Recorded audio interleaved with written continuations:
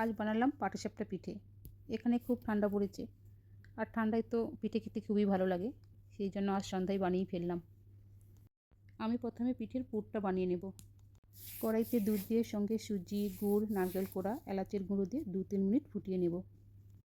পুর মাখা মাখা হলে নামিয়ে নেব।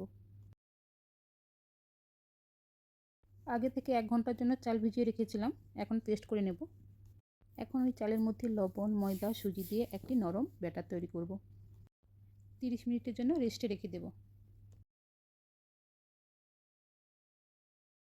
এখন একটি ননস্টিক প্যান নিয়ে তেল ব্রাশ করে চালের ব্যাটারটা দিয়ে দেব, আর মাঝখানে নারকেলের পুরটা দিয়ে পিঠে রোল করে নেব। এইভাবে সবগুলো পিঠে তৈরি করে নেব।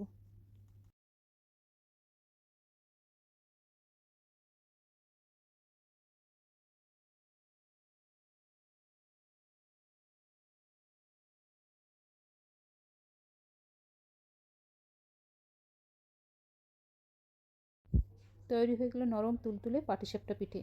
শীতের রাতে এইভাবে খুব সহজেই বানিয়ে নেওয়া যায়। খেতে কিন্তু খুবই ভালো লাগে।